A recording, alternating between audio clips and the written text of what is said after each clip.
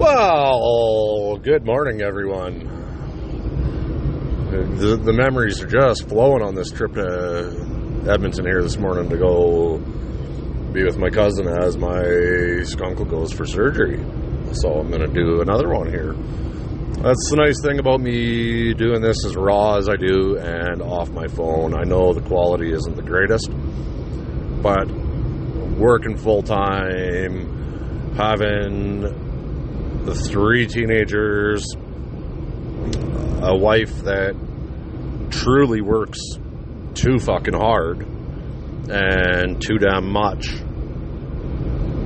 Life is just absolutely hectic. So I just want to say thanks to everybody for liking it, even though it is really raw. And just know that these stories aren't the person that I am today.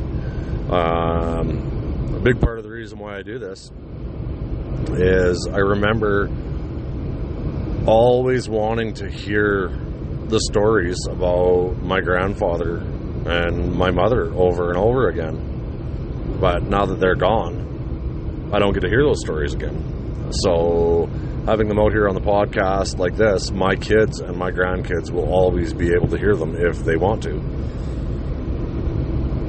So a huge thank you to everybody who listens and keeps me going on this. I got really tied up in the whole subscribers and downloads and all that for a little while. It was almost consuming me and overwhelming me. So I've said, fuck it, I don't really care. I check it once in a while. So whatever, it is what it is. But, excuse me. And that was not a beer burp. That was a good morning coffee burp. Because, like I said, it's 4:30 in the morning. I'm driving into the city. And we're going to start this one off a little bit different now. Get over and check out the Dusty Shed Wood Company, okay? Our trial sponsorship with them is almost up. Send them a message. Let them know that you heard about them on the Tales of a Messed Up Northern Boy, or just heard about you from the Messed Up Northern Boy. Let them know that it is attracting more people to their page. They have told me they've had a few more likes, so that's awesome. Keep that up, guys. Thank you very much. Let's toss them a little more business. Christmas time is coming, and this side hustle for them really helps make Christmas a good thing for their kids. All right, and now we are going to go back to the first time I ever smoked meth. Yeah, that's right. So I was living in an apartment building complex that the main floor had townhouses or condos, whatever you want to call them, and then apartments up on the second, or up on the, it would have been 3rd and 4th floor. And we were living in a townhouse. I was living with Stretch and his girlfriend at the time. And Stretch had been in and out of the drug scene really bad for quite a while. And he'd been doing really good for a long time. And then he met up with an old friend of his that lived up on the 4th floor, I believe it was. And they started smoking meth. And the one night we were drinking, we were down in the basement because Stretch's girlfriend was upstairs in bed sleeping up on the 2nd floor. So we were downstairs doing our thing, drinking and everything else. And then the meth come out. And I'd never tried it before, and I was like, fuck it, why not, right? Well, I want to start here and say I'm clean, haven't touched meth in,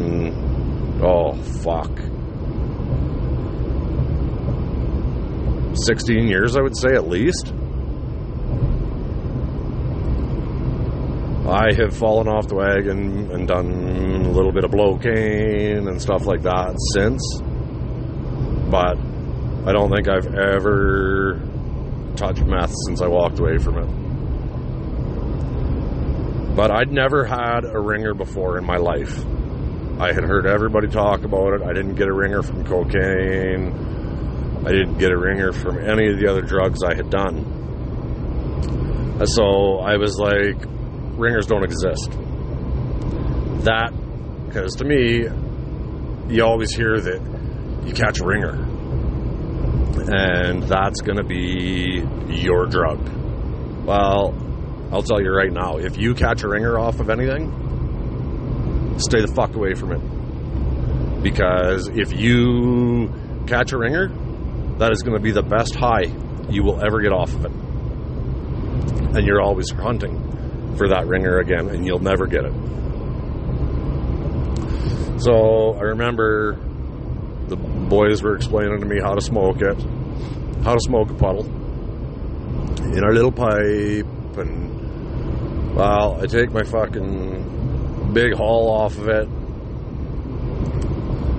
I exhale, and like I said, I'd never had a ringer before, didn't know what a ringer was. Well, there was little rings around the light bulbs in the basement, and there was a weird little hum that I heard in my ears. It was almost fucking euphoric. That is the only time that I can ever say I actually truly enjoyed a meth high. I know it's a horrible thing to say that I enjoyed it, but I did. I really, really enjoyed that high. And that was my slippery slope with the meth, was catching that ringer, I guess. And, yeah. Meth is one hell of a drug. I remember when I was a roofer, and I was methed out of my head and doing new construction roofs in multi-million-dollar neighborhoods. Jumping into a new construction home and smoking a puddle and getting back up on the roof and going. Like, that shit consumes your life. I'm one of the lucky ones that managed to hold a job and not lose everything before I got out of it. But it's one hell of a drug.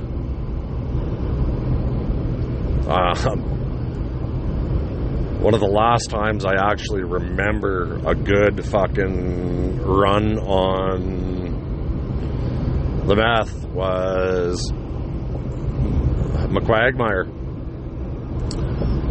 He was living with me and he was asking what it was like, and at that time I didn't know how to explain it to anybody, and he said he wanted to do it, and I was already thinking about trying to get off of it at this time. I was like, no, you're not doing it. He's like, well, I just want to do a little bit, I just want to see what it does, blah blah blah blah blah. I was like, nope. And he kept pushing and pushing and pushing. We were drinking, and I actually looked at him and said, fine, if you're not going to drop it, that's fine, but if you're going to do it, you're going to do it like I do it. Because my thought was, I'm going to get you so fucked out of your head, you are never going to want to touch it again. So we did a bunch of it, and we grabbed a bottle of whiskey, I think, and went out and started driving around on the back roads and stuff. I was so out of it. I actually was playing with my dick in the passenger seat of his truck as we were driving around. And neither one of us cared. That's how fucking out of it we were. But after our cruising around and shit was done, and I'd already been partying for a couple of days, we got back to the house, and he's like, what do we do now? What do we do now? Just fucking speeded right out on this meth. And I was like, well, I'm done. I'm going to bed. And I went and I crashed for 28, 4 or 36 hours, something like that. Back in the day, that was nothing to pass out for 2 or 3 days if I'd been partying hard for a week or two. Well, I woke up and the trailer was spotless, clean from fucking top to bottom, end to end, and side to side. And he looks at me and he's like, how the fuck can you sleep on this shit? I just looked at him and I said, are you ever going to touch it again? He said, no fucking way. And as far as I know to this day, he has never touched it again. So I've had people ask me since, the worst one actually was my oldest son asked me what meth was like. And I couldn't explain it to him. So I told him, I was like, I don't know how to explain it. Well, I sat down for a couple of days later, it hit me. I was like, you can't just tell your kid that and leave it like that. Because that kid is so much like me. It's scary. It really does scare the fuck out of me. Because he's so much like I was at that age. He's not as bad as I was, I don't think. Because he really is a shitty liar, so I don't think he's as bad as I was. But I walked up to him a couple of days after he asked that question, and I said, hey, turd. That's what I've called him ever since he tried to eat a chocolate turd out of the toilet. I mean, out of the bathtub. He pooped in the tub. It was the first time I was ever bathing him. The wife wasn't home. Pooped in the bathtub and tried to eat it. So I've called him turd ever since. But I said, turd, you asked what it was like. And I couldn't answer. Well, I've thought about it, and I know how to answer that question now. And he's like, okay, well, what's it like then, Dad? I said, well, when you get up in the morning, what's the first thing you want to do? Well, I want to go have a piss, and then I want to get dressed, and maybe have a shower, then think about breakfast. I was like, scratch that. Meth. He's like, what? I said, yeah, that's the first thing you're going to think about. And he's like, okay. So once you've gotten yourself up and you're dressed and had your shower and you're ready to function for the day, what's the first thing you're thinking? And he's like, well, I got to think about what I have to do for the day, and if I'm thinking whether I had plans with somebody. I was like, nope, meth. He's like, what? I said, yeah, meth. That's all that ever goes through your head when you are an addict of something like that.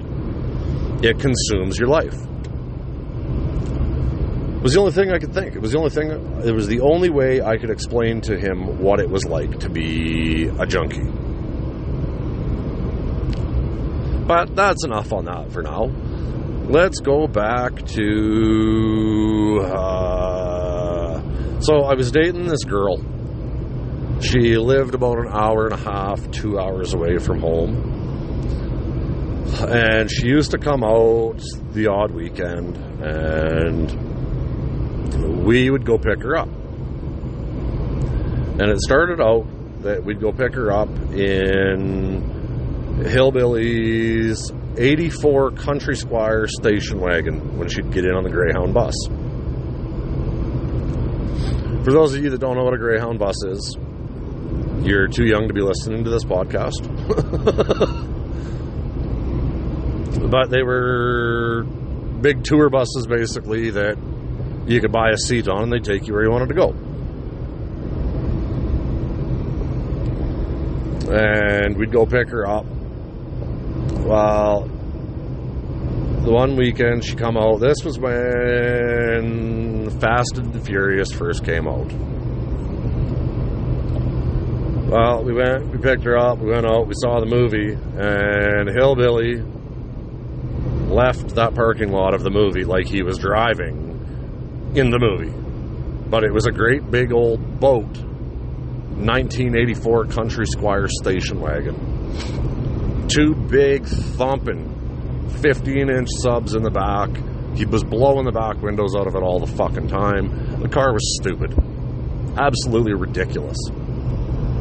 If we went on a road trip in that car, we'd make it 45 minutes out of town. We would stop, check the gas, and fill the oil, because the rear seal in that motor was fucked. He redid it 2 or 3 times and could never get it to seal properly.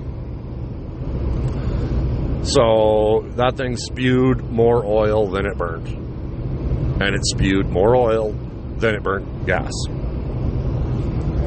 But anyways, we'd go pick her up from the Greyhound station. And every time she'd phone and say, "Don't start drinking till I get there, boys." Because usually me, Hillbilly, and 45 would be together all the time. So when she'd come to town, we'd go pick her up. Well, 99% of the time, when we'd open the door so I could get out and give her a hug and a kiss, empty beer cans would fall out of the car as I fell out of the car. And every time, she would just shake her head and say, "I fucking told you, boys, wait for me." Then we'd go out and we'd go for a dinner, and then we'd hit the bars. And if Hillbilly was sticking around town, we'd usually get 2 hotel rooms. If he wasn't, we'd just get 1 for me and her. And the one night, Hillbilly left and didn't take 45 with him. Well, we didn't have a second room.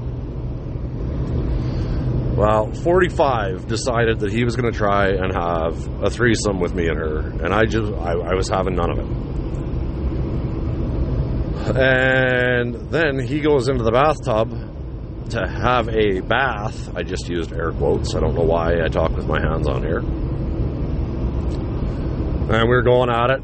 We got finished up. I went into the bathroom to have a piss. Well, 45's laying in the tub, naked. Cock is hard, sticking right up out of the fucking water, and his hands on it, pretending to be sleeping. Maybe he wasn't pretending, but I'm pretty sure he was jerking off listening to us, the sick fuck. And I'm kind of jumping all over the place on this one. Gonna let you hear another little one, quick one about me and McQuagmire, because this one is fucking hilarious. So, my mom was married to Stretch's dad, and he had a little acreage outside of town. That actually brings up some more memories, that acreage, a little outside of town. But he's always had cigars out there tucked away at the acreage. He worked overseas. He was a wireliner. Cancer took him out here about 10 years ago, I think. Me and him had a lot of issues when I was a teenager and he was around. But we got that all settled before he passed away, and a lot of it was just I was a stubborn, pig-headed fucking kid, and he was old school, like a lot of you out there that believe that children should be seen and not heard. Well, I never did agree with that, and I made it very clear to him that I didn't agree with that. So we butted heads quite a bit. But we were out, me and McQuagmire were out cruising around, having some beers, whatever. I wanted a cigar. I knew where there was some cigars. Figured, well, we'll go out and we'll break into the acreage. So we went out there, and me and him had been in a particularly nasty fight shortly before this. And there was an old house out there. So we broke into the house. Well, it wasn't really breaking in because I knew where the key was. So I went in, grabbed my cigars. We were sitting there having a drink, bullshitting, and the poop hit me. I had to poop hot bad. And McQuagmire's like, okay, well, go have a dump. I'm like, well, I'm going to do it, but I'm going to do it right in here, right on the kitchen floor. But it wasn't the kitchen, actually. It was the dining room. So I went over and I had a big shit on the dining room floor. And he had silk curtains in the dining room. Well, let me tell you, you have not lived if you've never wiped your ass with silk. People say silk boxers are nice, silk underwear is nice, silk sheets are nice, but you know what's better than all of it? Silk shit tickets. The best thing when you're sitting there mad at somebody and you're shitting on their dining room floor, smoking one of their cigars that you just took, and a beer sitting on the table just close enough that you can reach it and have some more beer while you're having your shit.